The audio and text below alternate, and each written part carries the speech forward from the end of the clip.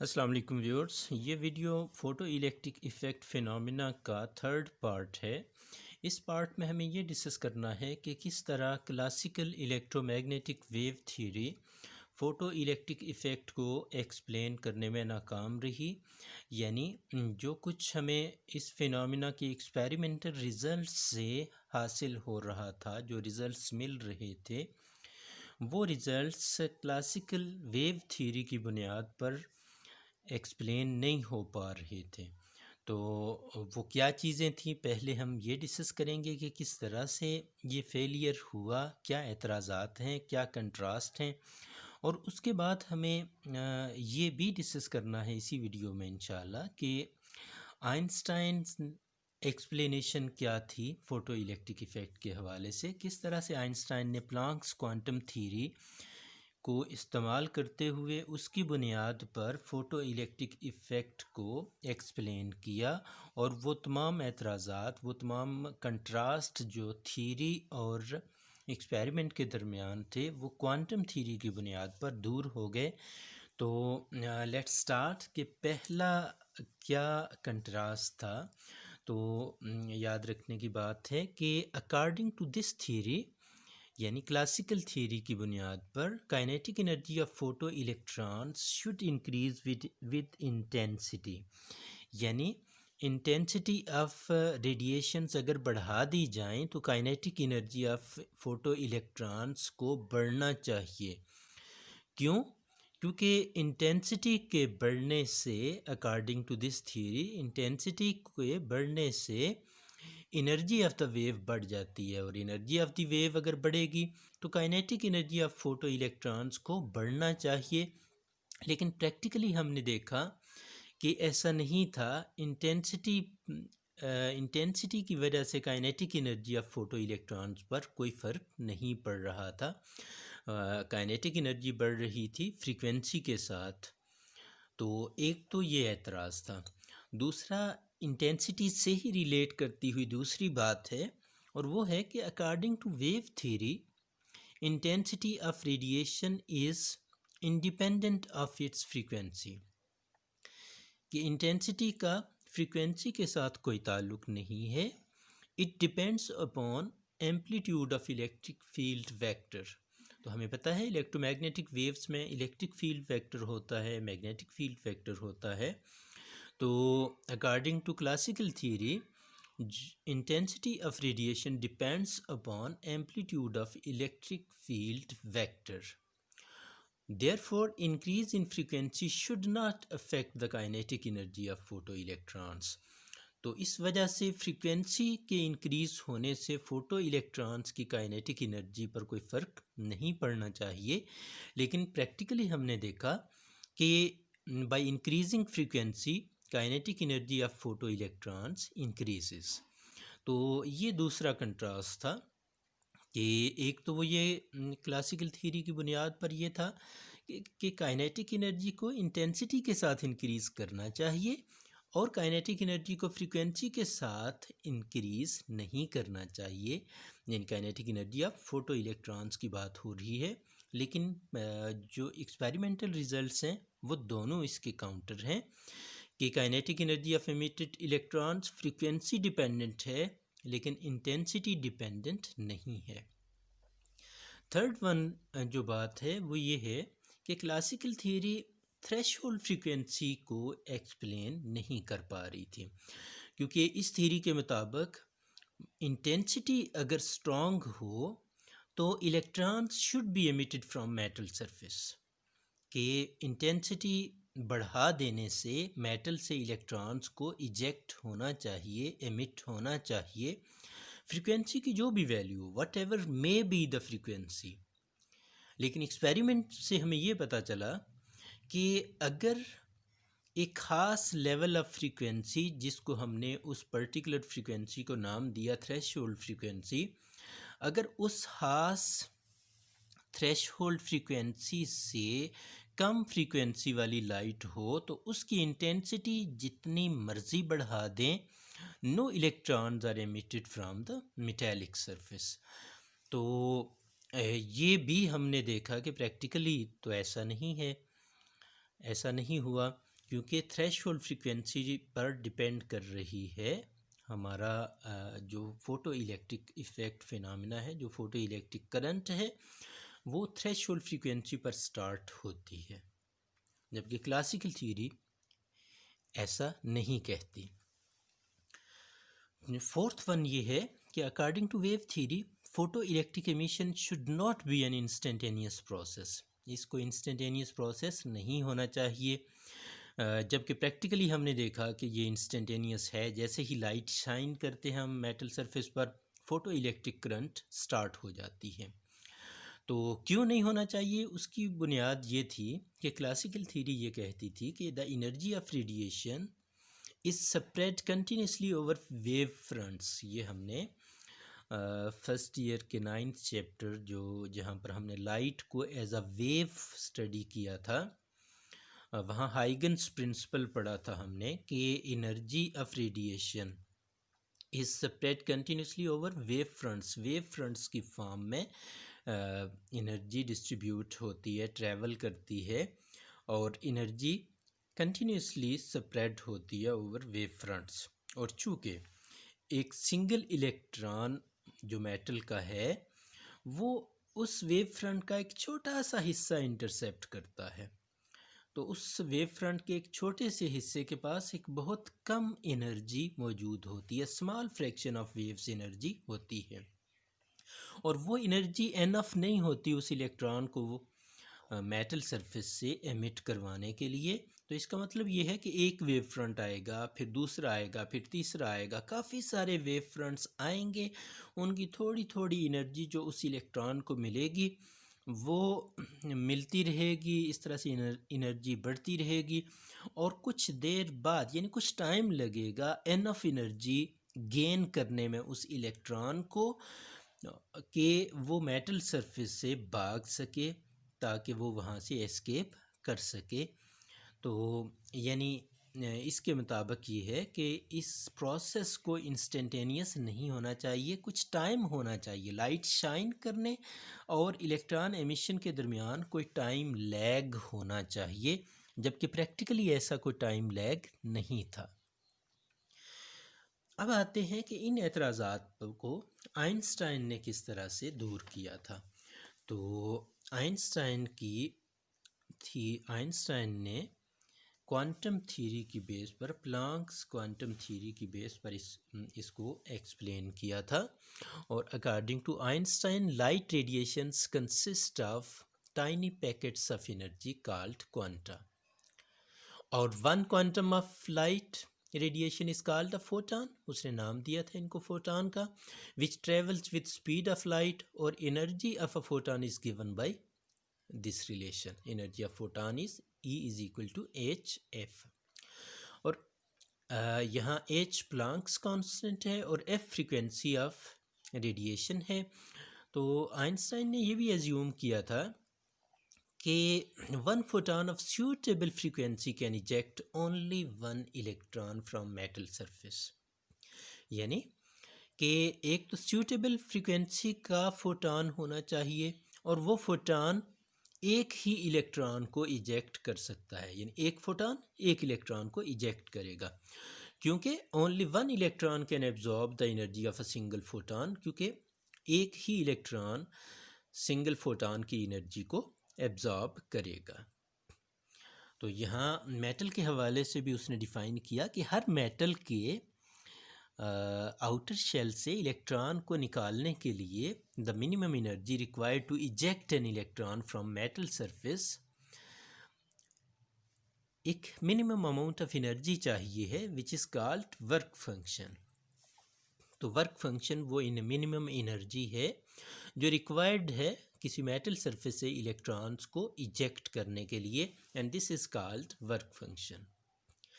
तो आइंस्टाइन ने ये कहा था कि अगर आने वाले फोटॉन के पास सफिशेंट एनर्जी है, इतनी एनर्जी है कि वो ये दो काम कर सके, तो तब फोटो इलेक्ट्रिक इफ़ेक्ट आपको नोटिस होगा, आप उसे देख पाएंगे। नंबर वन कि सफिशेंट एनर्जी का इंसिडेंट फोटॉन आया तो उसका अ पार्ट ऑफ एनर्जी, यानी एनर्जी का कुछ हिस्सा is used by electron to liberate from metal surface, कि उसकी एनर्जी का कुछ हिस्सा मेटल सरफेस से इलेक्ट्रॉन को निकालने में सर्फ होगा। यानी दूसरे लफ्ज़ों में हम ये कह सकते हैं कि वर्क फंक्शन को तोड़ने के लिए एनर्जी का कुछ हिस्सा इस्तेमाल होगा, और जो रेस्ट ऑफ एनर्जी होगी, जो बाकी एनर्जी उस फोटॉन की बच जाएगी, वो जो लिबरेटेड इलेक्ट्रॉन होगा, एमिटेड इलेक्ट्रॉन्स होंगे, या वो एक फोटॉन की बात हो रही है तो वो जो लिबरेटेड इलेक्ट्रॉन होगा, जो रेस्ट ऑफ एनर्जी होगी वो उसे मिल जाएगी एज काइनेटिक एनर्जी। तो वो उसकी काइनेटिक एनर्जी लेकर वहाँ से चल पड़ेगा। यानी ये दोनों पार्ट होने चाहिए, एनर्जी एनफ होनी चाहिए कि उसका कुछ हिस्सा वर्क फंक्शन को तोड़ने में लग जाए और बाकी हिस्सा इलेक्ट्रॉन काइनेटिक एनर्जी की सूरत में लेकर उस मेटल सरफेस से एस्केप कर जाए। इसको मैथमेटिकली हम इस तरह से लिख सकते हैं कि energy of incident photon is equal to work function plus maximum kinetic energy of electron. Energy of incident photon चूँकि एच एफ होती है, वर्क फंक्शन को फाइ से लिखते हैं, और काइनेटिक एनर्जी इस तरह से है, तो ये फिर इस तरह से लिखी जा सकती है जहाँ हमने काइनेटिक एनर्जी का फार्मूला लिख लिया है। फाइ को लेफ़्ट साइड पर ले जाएं तो एच एफ माइनस फाइ हो जाएगा, will be equal to kinetic energy. This is known as Einstein's photo electric equation. ये जो एमिशन नहीं है बल्कि फोटो इलेक्ट्रिक इक्वेशन। यहाँ एक स्पेशल केस देख लेते हैं, इसमें फाइ की वैल्यू भी हमारे पास आ जाएगी कि अगर काइनेटिक एनर्जी ज़ीरो हो, इसका मतलब ये होता है कि आने वाला जो फोटॉन है उसकी फ्रीक्वेंसी जस्ट थ्रेशोल्ड फ्रीक्वेंसी के बराबर है, यानी f is equal to F naught. तो इस केस में यहाँ ज़ीरो आ जाएगा और H F minus five will be equal to zero, इस तरह से आ जाएगा। और f की जगह हमने एफ नॉट लिख दिया क्योंकि ऐसा केस जिसमें just photo electric emission start होती है उस फ्रीक्वेंसी को हम एफ नॉट बोल देते हैं। तो H F naught will be equal to phi, और इस चीज़ को जब हम ऊपर पुट करेंगे फाइ की वैल्यू को यहाँ पे, तो हमारे पास बन जाएगा हमारे पास ये चीज़ आ जाएगी कि H F minus H F naught is equal to kinetic energy maximum. और इसमें से एफ कॉमन एच कॉमन ले लें, तो एच कॉमन लेने से एफ माइनस एफ नॉट आ जाएगा, और ये एक अनदर फॉर्म बन जाएगी आइंस्टाइंस फोटो इलेक्ट्रिक इक्वेशन की। तो इसमें एफ़ की वैल्यूज़ अगर डाल लें तो इसी इक्वेशन की एक और शक्ल बन जाएगी। तो इस तरह से यहाँ से हम different forms of Einstein's photo electric equation ले सकते हैं।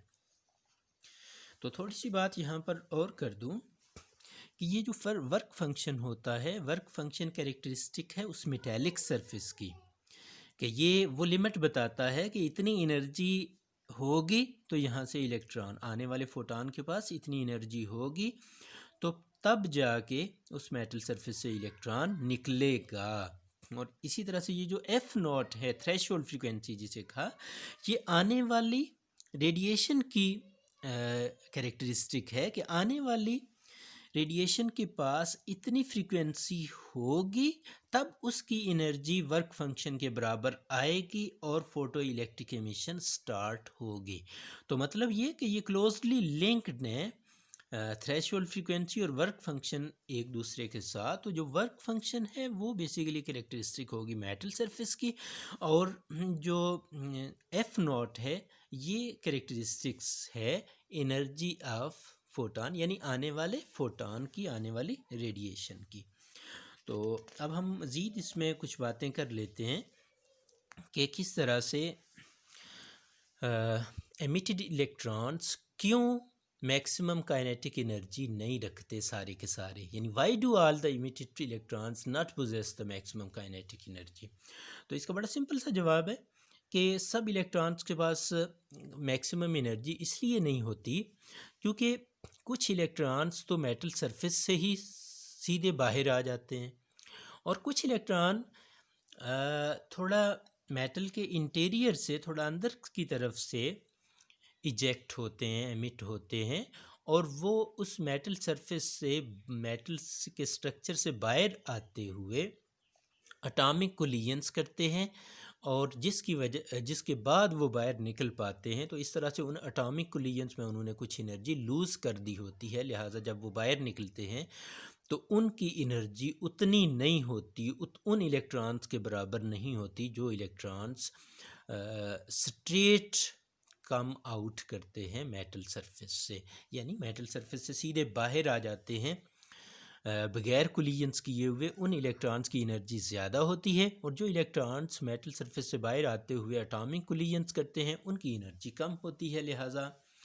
जो तमाम इलेक्ट्रॉन्स, फोटो इलेक्ट्रॉन्स एमिट होते हैं, उनकी एनर्जीज डिफरेंट होती हैं। अब हमें ये देखना है कि वो जो क्लासिकल थ्योरी के कुछ फेलियर्स हमने डिस्कस किए वो यहाँ पर किस तरह से दूर हो गए। तो यहाँ कहानी बड़ी स्ट्रेट हो जाती है कि only one electron can absorb energy of one photon, कि एक इलेक्ट्रॉन एब्जॉर्ब करेगा एक फोटॉन की एनर्जी को। Therefore number of electrons emitted from metal is proportional to the number of incident photons, यानी जितने नंबर ऑफ इंसिडेंट फोटॉन्स होंगे उतने ही इलेक्ट्रॉन्स वहाँ से एमिट होंगे। तो इस चीज़ का हम इंटेंसिटी कह देते हैं, the intensity of incident radiation, यानी नंबर ऑफ इंसिडेंट फोटॉन्स हम कह देते हैं इंटेंसिटी ऑफ इंसिडेंट रेडिएशन। तो मतलब ये हुआ कि इंटेंसिटी जितनी ज़्यादा होगी उतनी फ़ोटो इलेक्ट्रॉन्स की तादाद, यानी फ़ोटो इलेक्ट्रिक करंट उतनी ज़्यादा होगी। यानी फ़ोटो इलेक्ट्रिक करंट या number of photo electrons depend करता है इंटेंसिटी पर, और यही प्रैक्टिकल ने हमें बताया था। एक्सपेरिमेंटल रिजल्ट्स भी हमें यही बताते थे। An increase in intensity causes increase in number of photo electrons. दूसरी बात कि an increase in intensity just means increase in number. यहाँ हमने यही चीज़ डिस्कस की कि इंटेंसिटी के इंक्रीज़ करने का मतलब है increase in the number of photons, इसके अलावा कोई मतलब नहीं है। एनर्जी पर इसका कोई असर नहीं है। कि इंक्रीज़ इन इंटेंसिटी का मतलब है कि फोटॉन्स की तादाद बढ़ गई, which does not affect the kinetic energy of electrons, और इसका जो इलेक्ट्रॉन एमिट हुए उनकी एनर्जी पर कोई फ़र्क नहीं पड़ेगा, क्योंकि एक ही फोटॉन एक इलेक्ट्रॉन ने एब्जॉर्ब करना है, उसी की एनर्जी लेनी है, और वही एनर्जी काइनेटिक एनर्जी बनेगी इलेक्ट्रॉन की। ज़्यादा फोटॉन्स होने से उस एक इलेक्ट्रॉन पर कोई फ़र्क नहीं पड़ेगा, उसकी काइनेटिक एनर्जी पर कोई फ़र्क नहीं पड़ेगा, क्योंकि उस इलेक्ट्रॉन ने तो सिर्फ एक ही फोटॉन एब्जॉर्ब करना है। ज़्यादा फोटॉन होने से नंबर ऑफ़ फोटो इलेक्ट्रॉन्स बढ़ जाएंगे, लेकिन काइनेटिक एनर्जी ऑफ इलेक्ट्रॉन्स नहीं बढ़ेंगे। तो ये भी बिल्कुल उसी एक्सपेरिमेंटल रिजल्ट्स को बयान कर रहा था, उसकी बिल्कुल इन अकॉर्डेंस था। तीसरी बात कि as metals have work function phi, जिस तरह हमने देखा कि मेटल्स का वर्क फंक्शन होता है, therefore incoming photons must have specific minimum frequency called threshold frequency F naught to cause electron emission. यानी मेटल्स का वर्क फंक्शन होता है, उनके लिए एक मिनिमम एनर्जी रिक्वायर्ड है, और वो मिनिमम एनर्जी रखने वाला एक फोटॉन आएगा तो तब जाके फ़ोटो इलेक्ट्रिक एमिशन स्टार्ट होगी। और वो जो खास फोटॉन आएगा उसकी जो फ्रीक्वेंसी होगी वो उसके पॉइंट ऑफ व्यू से हम इस तरह से कहते हैं minimum frequency required for photo electric emission. तो उस मिनिमम फ्रीक्वेंसी को हम थ्रेशोल्ड फ्रीक्वेंसी कह देते हैं। इसका मतलब है कि जो मॉडर्न व्यू है, जो प्लैंक्स क्वांटम थ्योरी है, वो उस थ्रेशोल्ड फ्रीक्वेंसी के कॉन्सेप्ट को बिल्कुल सपोर्ट कर रही है, जो एक्सपेरिमेंटल रिजल्ट से हमें मिल रहा था। फिर नेक्स्ट है कि इंक्रीजिंग द फ्रीक्वेंसी मीन्स, अब चूँकि एनर्जी ऑफ फोटॉन हमने देखा कि E is equal to HF होती है, तो इंक्रीज़ करेंगे फ्रीक्वेंसी को तो इसका मतलब होगा कि काइनेटिक एनर्जी बढ़ गई है फोटॉन की, और वो ज़्यादा काइनेटिक एनर्जी का फोटॉन जब इलेक्ट्रॉन को निकालेगा तो जाहिर है वो ज़्यादा काइनेटिक एनर्जी दे रहा है उस इलेक्ट्रॉन को। तो इस तरह से जो एमिटेड इलेक्ट्रॉन होगा उसकी काइनेटिक एनर्जी भी ज़्यादा होगी। तो मतलब ये कि फ्रीक्वेंसी के बढ़ने से kinetic energy of photo electrons increase करती है। तो सिमिलरली लास्ट वन ये था कि इंस्टेंटेनियस प्रोसेस है या नहीं है। तो as soon as according to quantum theory, जैसे ही एक फोटॉन सूटेबल फ्रीक्वेंसी का रीच करेगा मेटल सरफेस को, इलेक्ट्रॉन उसकी एनर्जी को एब्जॉर्ब करेगा और फ़ौरन ही वहाँ से इजेक्ट हो जाएगा। इसमें देर नहीं लगेगी, टाइम लैग नहीं होगा। जैसे ही फोटॉन आया, इलेक्ट्रॉन ने एनर्जी एब्जॉर्ब की और वहाँ से इजेक्ट कर गया। दस photo electric emission is an instantaneous process. तो इस तरह से आइंस्टाइन ने जो प्लांक्स क्वांटम थ्योरी की बुनियाद पर इस फ़ोटो इलेक्ट्रिक इफ़ेक्ट फिनोमेना को एक्सप्लेन किया था, उसने एक्सपेरिमेंटल रिजल्ट्स को बिल्कुल सपोर्ट किया। तो इस तरह से फ़ोटो इलेक्ट्रिक इफ़ेक्ट का फिनोमेना यहाँ पर आके कंप्लीट हुआ। और इस तरह से थोड़ा सा लंबा है ये लेक्चर, लेकिन फ़ोटो इलेक्ट्रिक एमिशन का पूरा प्रोसेस आपने इन 3 पार्ट्स में मिला के तैयार करना है, डिस्कस करना है। और अगर फिर भी कोई मसला हो तो आप मुझसे कांटेक्ट कर सकते हैं। Thank you.